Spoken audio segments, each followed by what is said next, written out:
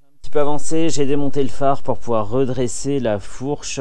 Quel dégât ça a fait, hein. Il va falloir que je vérifie la planéité entre guillemets ou la rotondité de l'axe de roue avant, et puis après de toute façon comme il y a une fuite au joint spi gauche, il faudra changer les joints spi. On verra si les composants internes de la fourche ont pris cher ou si tout a bien pivoté sans faire de dégâts, plus que le joint spi je pense qu'il a dû s'écraser.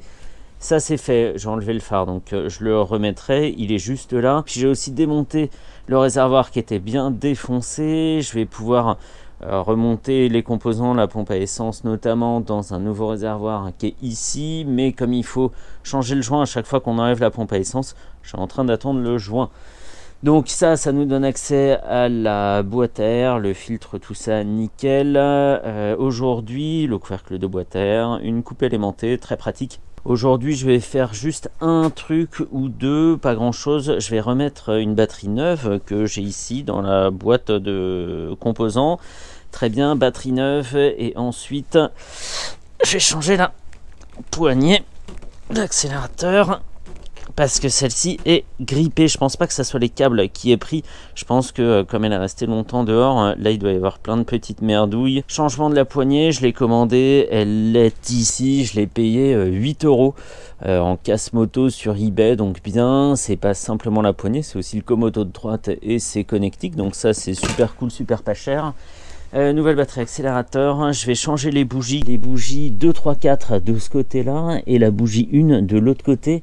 J'ai vachement de doutes quand même. J'aurais été plutôt partant pour y accéder par le dessus ici. Là, il y a le bac à batterie qu'on peut enlever. Je suis curieux de voir ce qu'on peut atteindre par ici ou carrément en enlevant la base de la boîte à air. Donc à voir. Et ensuite, quand j'aurai la nouvelle batterie, je vais tourner la clé. Mais comme c'est un contacteur Yamaha et qu'en plus il est resté dehors, il tourne pas très bien. Là, il est tourné. Et là il est plus tourné, ça fait clic, on verra ce qui se passe, je sais absolument pas. J'espère vraiment de tout mon cœur que ça va bien démarrer, qu'il va se passer quelque chose au compteur, parce que s'il n'y a pas d'animation là-haut, ça veut dire qu'il va falloir fouiller dans le faisceau et j'ai vraiment pas envie. Bon allez, on fait ça. Je rappelle que les vidéos que je vais faire n'ont pas pour but d'être des tutos. En gros, j'annonce ce que je vais faire, je le fais, je dis si ça a été facile ou pas, etc. Et puis voilà, point. On va essayer de gagner du temps et d'aller vite. Si on finit la moto en 2-3 vidéos, c'est parfait, c'est tout ce que je demande. Bon, la moto est dans cet état. La roue avant est déposée, l'axe est retiré. J'ai vérifié et il est bien droit.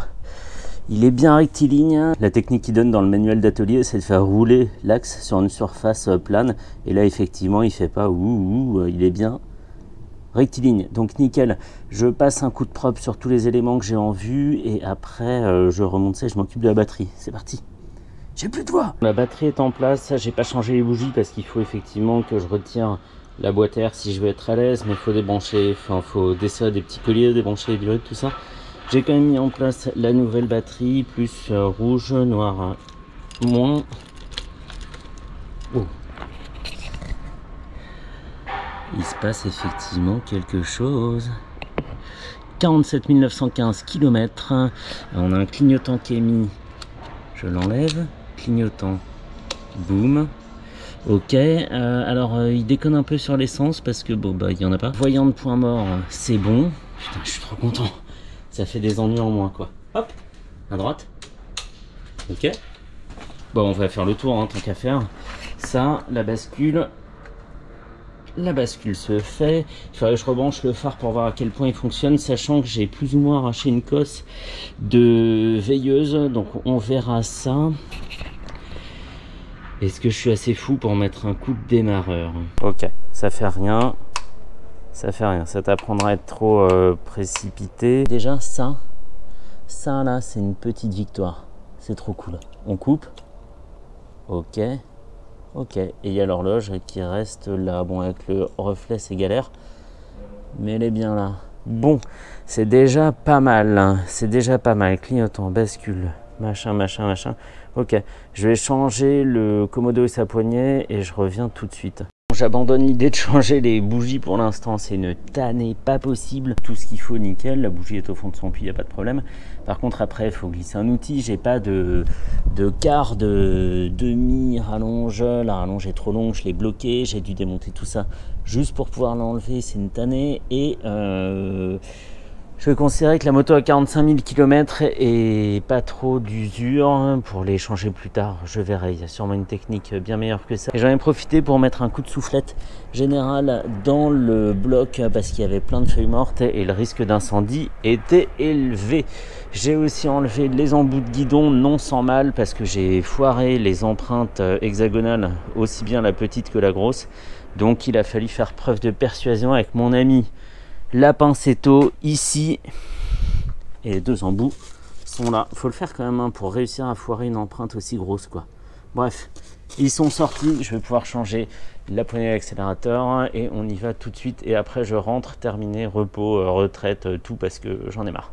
Je remonte aussi tout ce que je peux avant d'oublier l'emplacement des différentes vis. Et en parlant de vis, j'ai retrouvé les deux vis qui tiennent le réservoir, qui étaient tombées ici et là. Enfin bon, elles se promenaient un petit peu, mais c'est cool, j'aurais pas à les commander. Allez, on fait ça. Bon, ok, on est beaucoup plus tard. Il est quelle heure, Benj? Il est 15h30, 15h quelque chose? Ouais, 40. Ouais, ce matin je suis arrivé à 9h, mais bon, j'ai fait plein de petits trucs annexes, un peu de nettoyage, et on a changé donc la poignée d'accélérateur. Il n'y a pas trop de questions à se poser sur pourquoi ça fonctionnait pas, étant donné qu'il y a plus de rouille que de guidon. Donc c'était pas ouf, la rotation était vraiment très mauvaise. Et maintenant donc, nouvelle poignée qui est pas montée, puisque ça aurait servi à rien étant donné que le guidon, bah, je vais le changer. Et nouvelle poignée qui tourne comme un charme. Si tu veux bien tourner, attends, faut que je la tienne. Hop. Superbe plan, hein. C'est filmé avec le cul, mais c'est pas mon but de faire une grande œuvre du cinéma français non plus. Du coup, on a regardé quand la poignée était montée que ça ouvrait bien l'admission d'air, et c'est le cas, c'est nickel. Donc le problème venait de l'intérieur ici, qui coulait pas là-dessus, et pas de toute la tringlerie qu'il y a là-dedans et la câblerie. Donc ça, c'est parfait. On a... Oh, t'avais laissé le contact, zut, batterie, regarde, elle a même disparu. Donc ça c'est cool, on a même rebranché ça pour pas oublier l'ordre dans lequel ça se fait. Ce matin j'avais pas dit, mais quand la roue était enlevée, et si je l'ai dit je le retire au montage, quand la roue était enlevée, j'ai vérifié le jeu entre le tube et le fourreau, donc pour les deux tubes, et il n'y en avait pas. Donc je pense que ça a dû s'écraser et peut-être revenir en forme, mais dans tous les cas il faudra changer les joints spi et les caches poussières des deux tubes. Ça on verra un petit peu plus tard, mais en tout cas la moto est dans cet état actuellement et c'est déjà pas si mal. Allez, on enchaîne avec la suite. Autre jour, autre galère, hein. C'est parti. Me revoilà, on est le mercredi 16 octobre, on est donc le surlendemain du précédent extrait. Qu'est-ce que j'ai fait ce matin? Je me suis chauffé pour faire les bougies qui sont ici. On a 4, 3, 2, 1, la 1 étant vraiment la plus moche, une sorte de dépôt d'oxydation. On est au-delà du vert de gris. Par contre, électrode et anode étaient tout en bon état, hein. C'est bougies à double électrode, c'est un peu noir mais pas trop charbonneux non plus. Bref, les bougies c'est fait. L'astuce c'était de démonter la boîte à air et le bac à batterie et d'utiliser une rallonge qui est 2 fois plus petite que ma rallonge précédente et qui vient vraiment affleurer le haut de la culasse. Donc après on peut monter le cliquet, mais en gros il faut faire tomber la clé à bougie, venir clipser la rallonge dessus et venir clipser le cliquet par-dessus. On desserre, on attrape avec la griffe qui est ici. Griffe aimantée. Est-ce que je vais réussir à montrer le bout? Ouais, voilà. Oh, repart pas. Voilà, tout ça au bout d'un flexible. Outil hyper pratique, sans ça j'étais perdu. J'ai fait les 4, ça m'a pris 1 heure.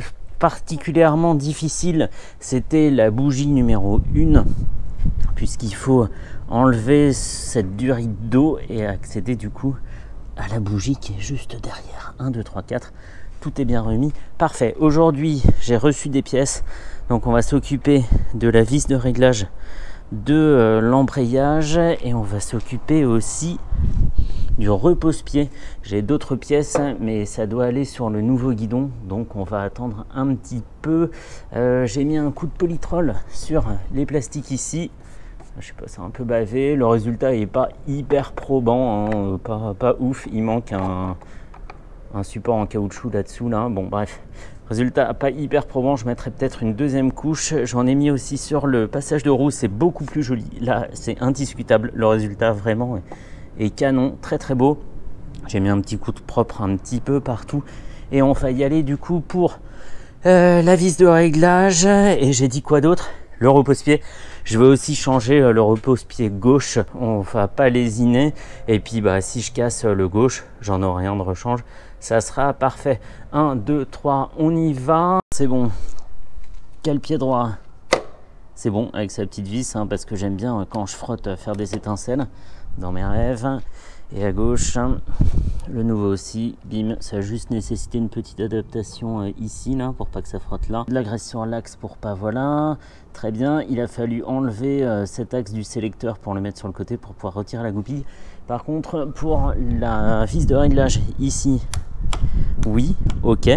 Par contre, j'ai tout éclaté parce que ici, la vis est légèrement trop grosse, donc ça a commencé à bouffer le filetage. J'espère que c'est que de la vis parce qu'elle est très tendre et pas de la commande ici. Donc il faut que j'en commande une autre, mais au moins je peux m'assurer que le câble d'embrayage fonctionne bien. Un petit peu de graisse au lithium sur la tête du câble. Pour la suite, on va attendre un peu et comme je le disais, surtout le nouveau guidon. On est le 18 octobre, ça fait donc 13 jours que j'ai la moto au box. Aujourd'hui, c'est un grand jour puisque je vais pouvoir remonter le réservoir, mais pas celui-ci.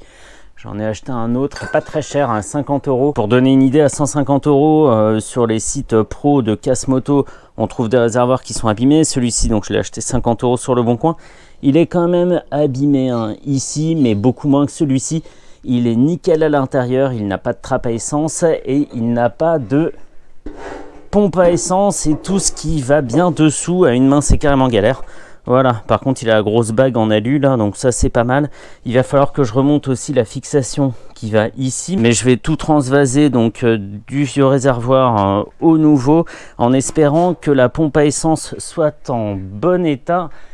Et notamment le flotteur, hein, parce que quand le niveau d'essence est pas correct, ça fait déconner le démarrage ou le maintien en route du moteur. Donc pas super cool. Il me reste très peu de nettoyant en frein en plus et je vais en avoir besoin pour aider la machine à démarrer. Donc ça va être un peu tricky aujourd'hui.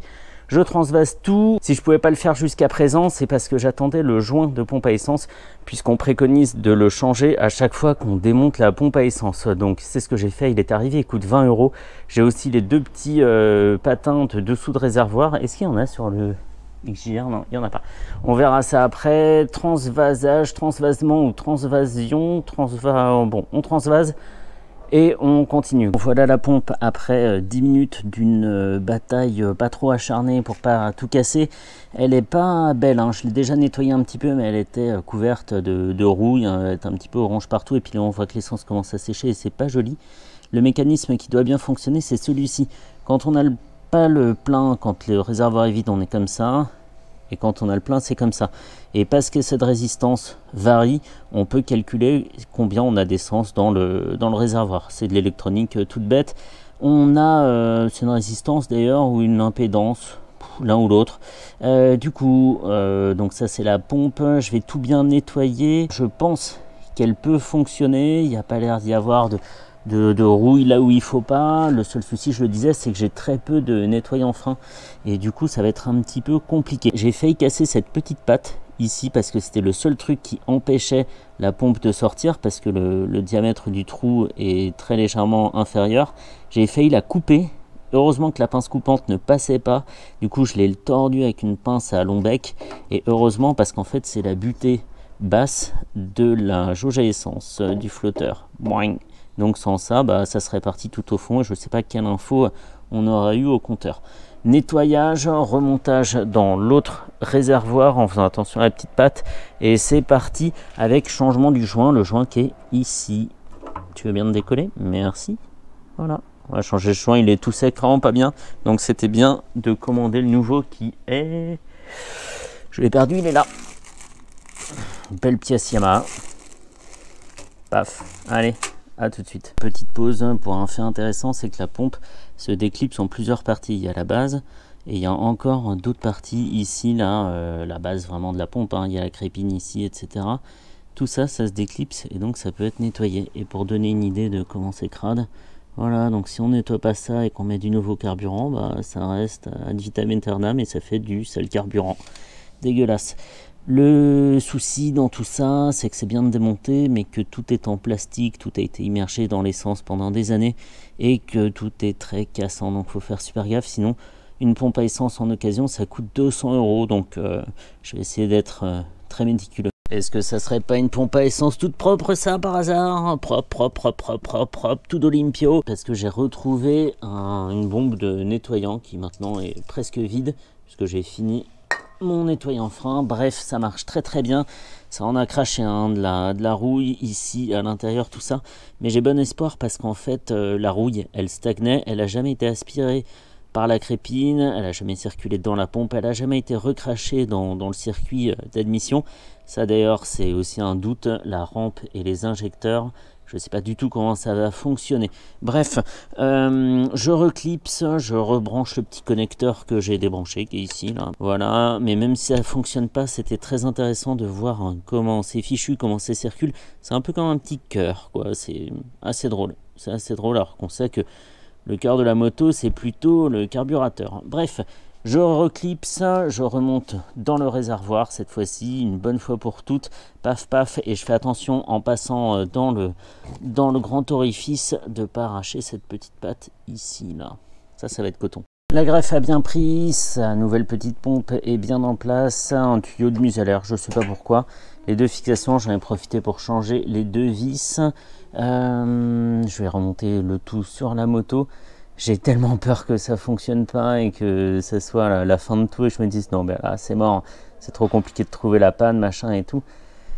Il faut y aller, il faut avancer. Je vais monter le réservoir, brancher la prise blanche, la prise noire et ça sera les dents seront jetées, quoi. Voilà, on va voir ça. Je me suis mis du côté moche pour montrer un petit peu déjà le côté moche, hein. Mais ce qu'il y a de branché en dessous, donc le petit tuyau de mise à l'air qui passe après dans le cadre et dans les méandres de tout ça, la prise blanche, la prise noire, le circuit d'essence, la durite, avec ce petit cache plastique coudé que je ne vais pas retrouver tout de suite dans quel sens il allait. Je vais mettre 1 litre d'essence et prier pour qu'il n'y ait pas de fuite. Normalement j'ai tout serré en croix donc ça va, le joint était dans le bon sens parce qu'il est biseauté. Et puis après il va falloir y aller, hein. Il va falloir démarrer la bête, hein. J'ai tellement envie que ça marche.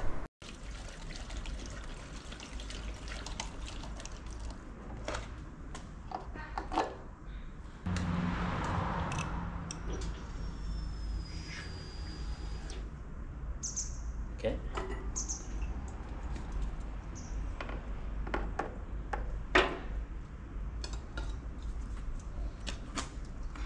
Pratique ça.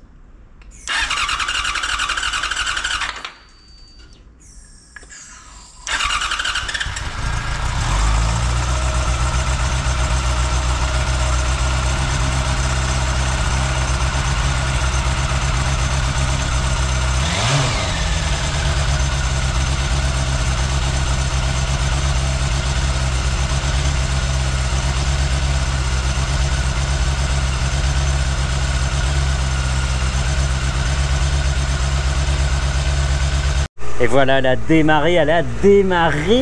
Si je pouvais, je crierais, mais bon, je suis toujours dans cette allée de garage, donc c'est pas cool. Mais elle a démarré au 4e coup, comme ça, au 4e tour de... Oh non mais génial, quoi. Ça sent quoi? C'est riche, mais pas... Voilà. Ça sent un peu la fumée quand même. Pas trop l'essence, donc c'est pas mal. Yes, yes, yes, yes. Bon, il reste pas mal de choses à faire.